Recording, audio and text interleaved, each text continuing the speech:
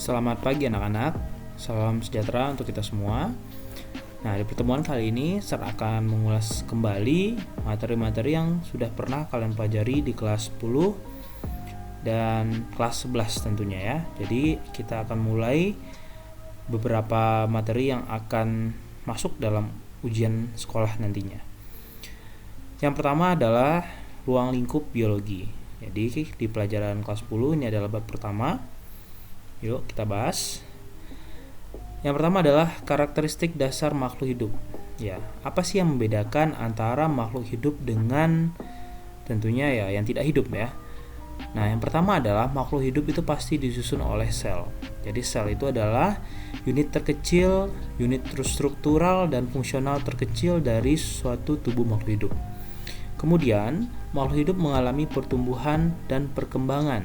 Artinya dari masa bayi akan menjadi anak-anak, kemudian remaja hingga dewasa, tua, dan sampai akhir hayatnya. Nah, untuk bertahan hidup, ya makhluk hidup harus melakukan proses metabolisme, misalnya makan, ya untuk memperoleh energi. Kemudian, sebagai respon terhadap rangsangan yang ada, makhluk hidup juga harus beradaptasi terhadap lingkungan agar bisa bertahan atau survive. Struktur organisasi kehidupan. Kehidupan memiliki struktur yang sangat terorganisir. Struktur organisasi kehidupan dalam berbagai tingkat dapat dijelaskan sebagai berikut. Nah, jadi di bawah sel itu ada molekul ya, senyawa atau molekul kimianya dulu.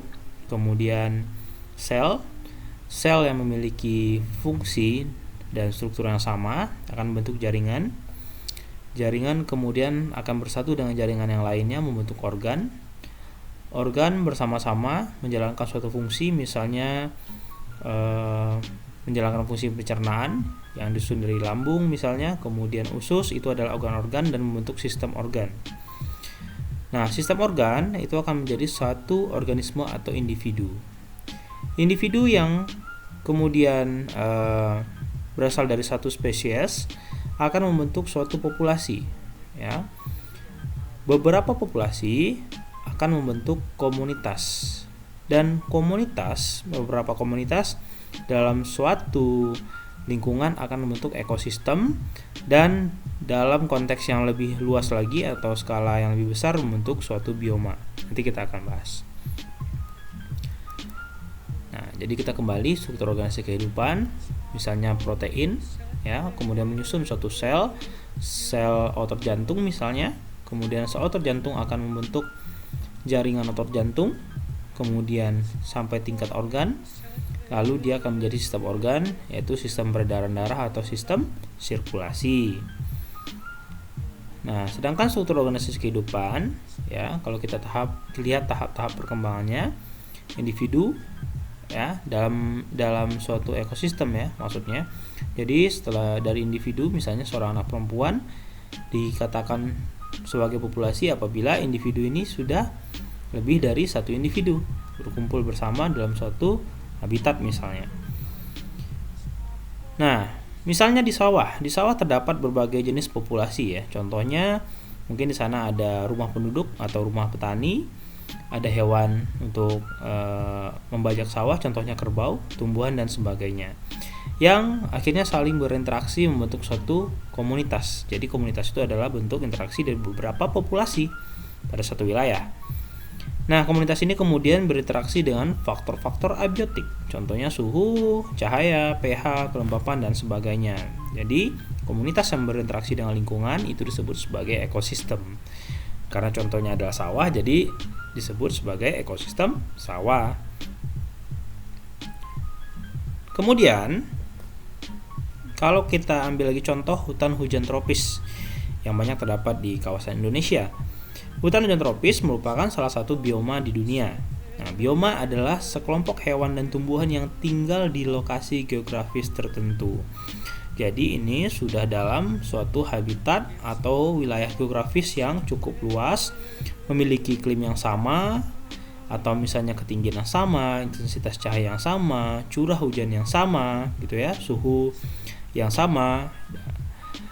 Contohnya lagi misalnya bioma gurun pasir, bioma padang rumput atau sabana, kemudian bioma tundra atau daerah es, dan bioma taiga atau daerah pegunungan. Nah, kita masuk kepada klasifikasi makhluk hidup. Ilmuwan yang bernama Carl Woese membuat klasifikasi makhluk hidup dalam 6 kingdom. Ini yang banyak dipakai, yang terdiri dari yang pertama Archaebacteria, kemudian Eubacteria, Protista, Fungi, Plantae atau tumbuhan, dan Animalia. Ya, jadi ini adalah perjalanan kenapa suatu makhluk hidup itu dapat diklasifikasikan. Nah, jadi Protista serulas sekilas, nanti akan kita bahas lebih lengkap lagi. Protista ini bisa dikatakan sebagai makhluk peralihan. Jadi nanti ada protista yang mirip dengan tumbuhan, ada yang mirip dengan hewan, ada juga yang mirip dengan jamur. Animalia itu dari kingdom atau kerajaan hewan, fungi kerajaan jamur, Eubacteria itu adalah bakteri, Archaebacteria itu adalah bakteri-bakteri primitif yang biasanya tinggal di lingkungan yang ekstrim. Kemudian kingdom Plantae itu adalah kingdom atau kerajaan tumbuhan. Nah, jadi biologi melahirkan cabang-cabang ilmu. Virologi adalah cabang ilmu biologi yang berkutat atau membahas seputaran virus. Mikologi cabang ilmu biologi yang membahas seputaran fungi atau jamur. Kemudian zoologi, ilmu biologi yang khusus membahas mengenai hewan. Entomologi, ilmu biologi yang khusus membahas mengenai serangga. Kemudian botani adalah cabang ilmu biologi yang membahas tentang tumbuhan. Dan masih banyak lagi cabang-cabang ilmu biologi yang bisa kalian lihat di catatan atau buku teks kalian. Nah, jadi jangan lupa untuk dilihat kembali pelajaran-pelajaran yang sebelumnya. Oke. Nah, sekarang Sir akan masuk ke topik keanekaragaman hayati ya. Jadi di sini Sir hanya mengulas kembali atau mereview, berusaha untuk mengingatkan kalian pelajaran-pelajaran yang telah kalian pelajari sebelumnya. Nah, jadi Sir akan membahas dulu mengenai keanekaragaman hayati ya. Jadi, keanekaragaman hayati itu adalah pelajaran atau bab ke-6 di kelas 10. Keanekaragaman hayati berarti adalah keanekaragaman makhluk hidup ya. Nah, namun keanekaragaman hayati memiliki tingkatan-tingkatan. Yang pertama adalah keanekaragaman pada tingkat gen. Gen itu adalah suatu unit herediter atau unit yang membawa informasi genetik dari satu generasi ke generasinya. Nah, keanekaragaman gen menyebabkan variasi antar individu sejenis. Jadi misalnya kucing Felis domestica itu adalah spesiesnya, tetapi mungkin adanya keanekaragaman gen yang mengatur warna bulu atau warna hidung atau bentuk hidung, bentuk wajah, bentuk tubuh, itu akan menciptakan variasi pada jenis kucing ya, sehingga itu disebut sebagai keanekaragaman gen. Atau bunga krisan, sama spesies tapi pigmen yang mengatur warna bunganya mungkin berbeda, sehingga ini juga terjadi variasi antar individu yang sejenis. Jadi perlu diingat, kalau keanekaragaman gen tetap pada spesies yang sama, tetapi terjadi atau adanya satu pembeda antara satu individu dengan individu yang lainnya. Yang kedua, keanekaragaman spesies. Nah, keanekaragaman spesies menyebabkan variasi jenis. Atau yang paling mudah adalah genusnya sama tapi spesiesnya berbeda. Ya, contohnya ini adalah bisa kita bilang kelapa sebenarnya ya, masih dalam satu golongan yang sama. Tapi ada yang pohon kelapa, kemudian pohon nipah dan pohon kurma. Kalau kita lihat ada kemiripan ya, jadi membentuk rumpun pada ujung batangnya. Nah, tetapi sudah ada perbedaan spesies ya. Jadi nama spesiesnya sudah berbeda, tapi bisa saja ini berasal dari genus atau famili atau ordo yang sama. Dan keanekaragaman ekosistem pada tingkat yang lebih luas lagi ya. Contohnya ekosistem lumut, padang pasir, pantai, hutan hujan tropis atau sawah seperti contoh yang tadi. Kemudian keanekaragaman hayati yang pertama berdasarkan karakteristik wilayah ya. Kalau tadi tingkat keanekaragaman hayati, kalau ini Yang pertama kita bahas adalah berdasarkan karakteristik wilayah. Artinya kekhasan suatu makhluk hidup pada suatu wilayah sehingga menjadi endemik atau hanya dapat ditemukan pada wilayah tersebut.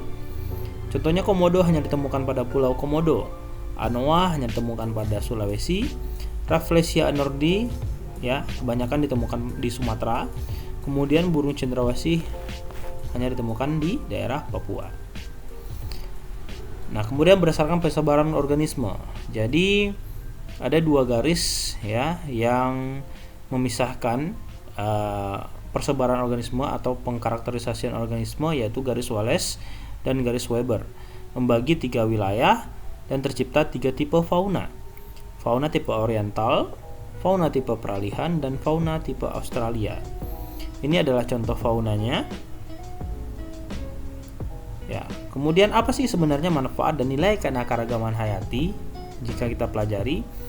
Ya, kalau untuk manfaat tentunya banyak ya.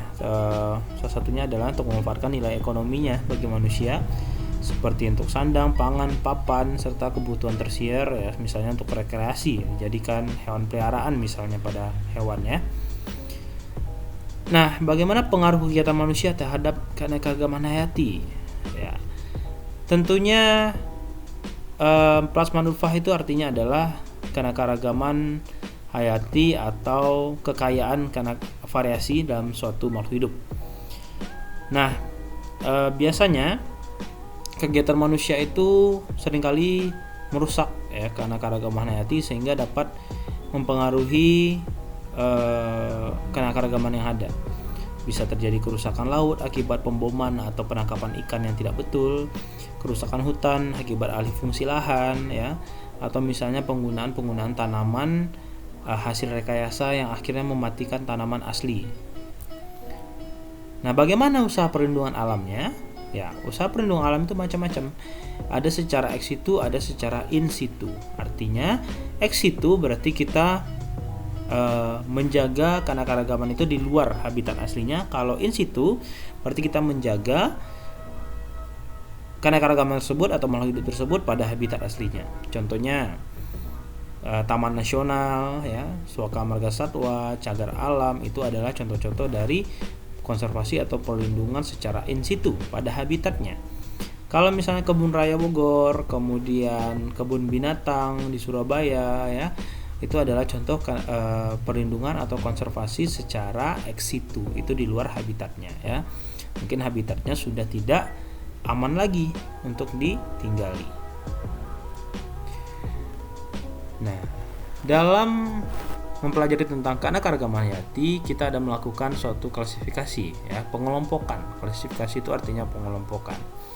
Apa tujuan dan manfaat klasifikasi? Klasifikasi bertujuan untuk menyederhanakan objek studi makhluk hidup yang sangat beraneka ragam. Karena terlalu luas, jadi harus disederhanakan, harus dikelompok-kelompokkan sehingga lebih mudah untuk dipelajari.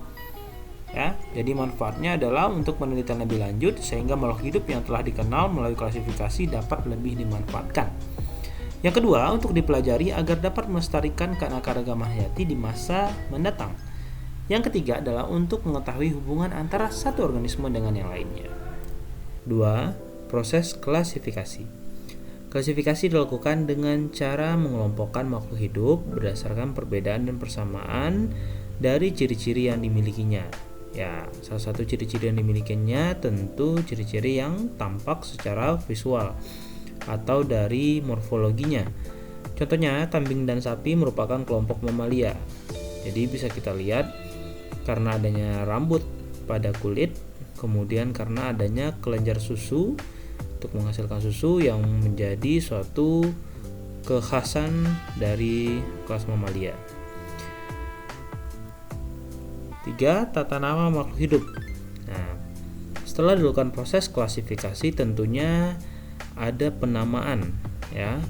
Sistem penulisan nama ilmiah mengikuti Carolus Linnaeus menggunakan bahasa Latin syaratnya, kemudian menggunakan kategori dan menggunakan dua kata yang disebut juga sebagai binomial nomenklatur. Jadi secara khusus klasifikasi dipelajari pada cabang ilmu biologi yang disebut sebagai taksonomi.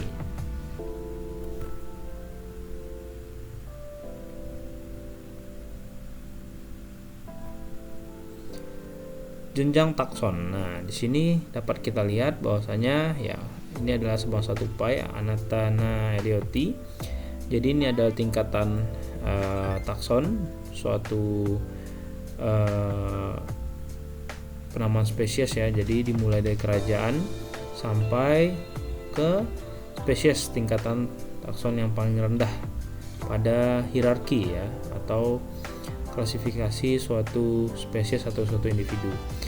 Dari kerajaan, kemudian filum, kelas ya, bangsa, suku, marga, jenis ya. Jadi dia dihafal juga.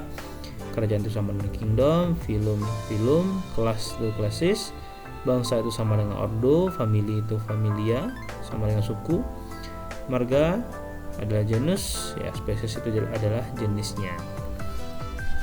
Nah, pada tumbuhan juga seperti itu.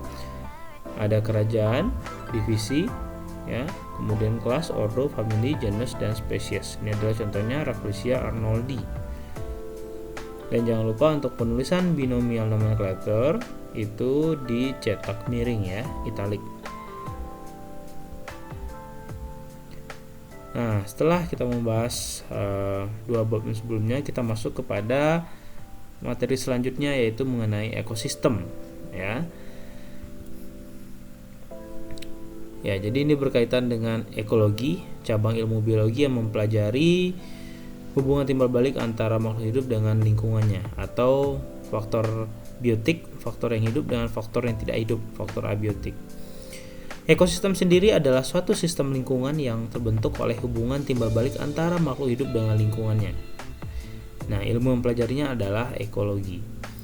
Jadi ekologi sendiri berasal dari kata oikos, rumah, tempat hidup, dan logos, ilmu ya, berarti ilmu yang mempelajari tentang rumah suatu makhluk hidup ya. Nah, jadi dicetuskan oleh Ernst Haeckel prinsip atau konsep dari ekosistem ini. Nah, kemudian penyusun ekosistem berdasarkan sifatnya ya, seperti yang sebelumnya telah kita ketahui, ada individu, kemudian individu yang sama terdiri dari beberapa individu membentuk suatu populasi. Kemudian beberapa populasi pada suatu wilayah membentuk suatu komunitas. Barulah pada tingkatan yang lebih luas, komunitas nantinya berkembang menjadi ekosistem, dan semuanya terangkum di dalam biosfer ya. Nah, kemudian makhluk hidup ya, ini saya tambahkan, di dalam lingkungannya makhluk hidup tentunya harus melakukan adaptasi ya. Ini menyambung ciri-ciri makhluk hidup tadi. Adaptasi makhluk hidup itu bisa kita bedakan menjadi 3, adaptasi morfologi, fisiologi, dan perilaku.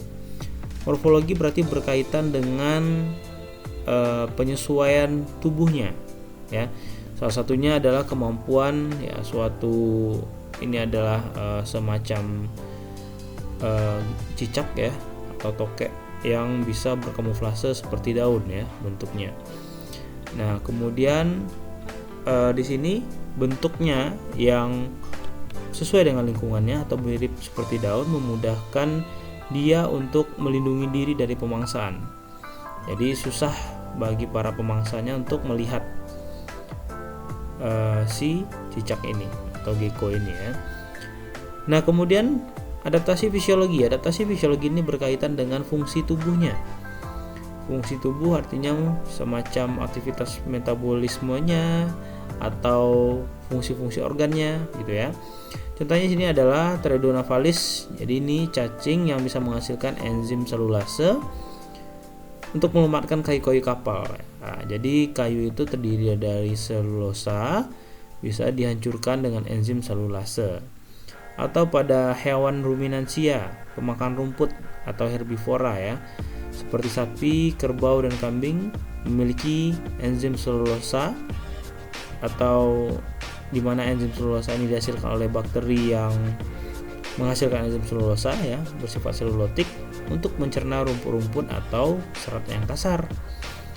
Dan terakhir itu ada adaptasi perilaku. Nah, contohnya adalah misalnya ikan salmon ya.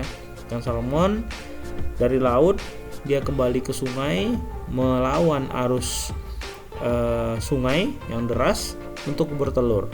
Kenapa? Karena telurnya bisa berkembang pada kondisi air tawar dan lingkungan sungai, bukan di laut. Nah, nanti setelah menetas di sungai, anakan dari ikan salmon itu kembali ke laut dibawa oleh arus air sungai. Itu adalah contoh adaptasi perilaku. Di dalam ekosistem, selain faktor biotik yaitu makhluk hidupnya, ada juga faktor abiotik ya. Faktor abiotik itu berarti faktor yang tidak hidup.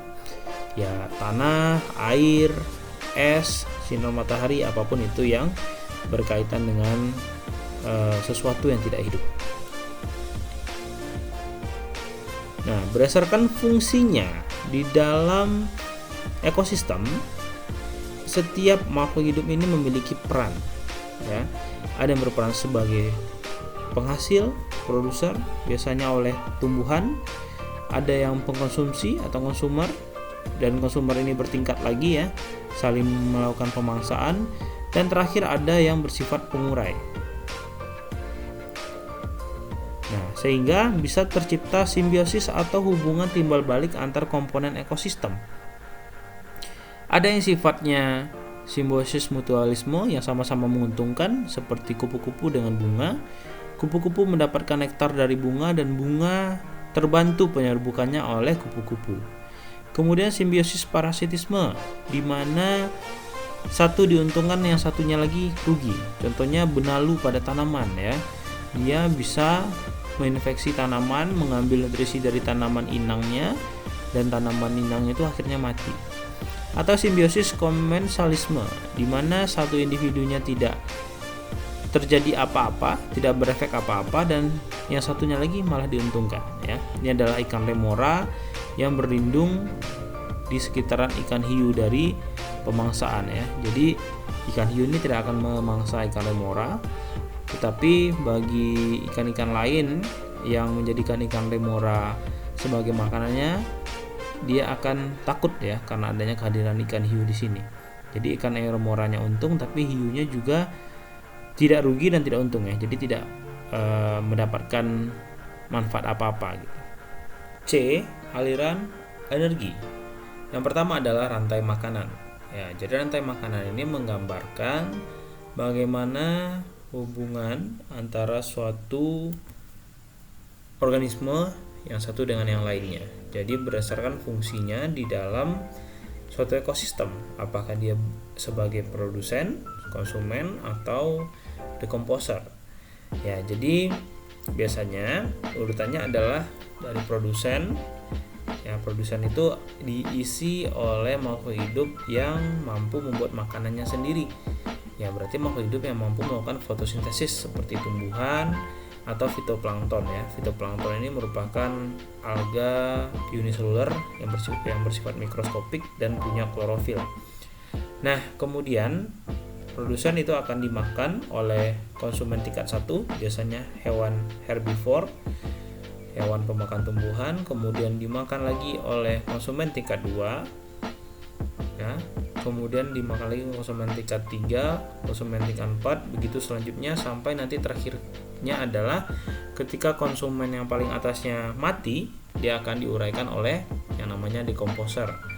Apakah itu semacam hewan-hewan kecil seperti cacing ya, serangga, atau misalnya bakteri dan lain-lain. Nah, bagaimana dengan jaring-jaring makanan? Ya, sebenarnya rantai makanan itu adalah bagian dari jaring-jaring makanan.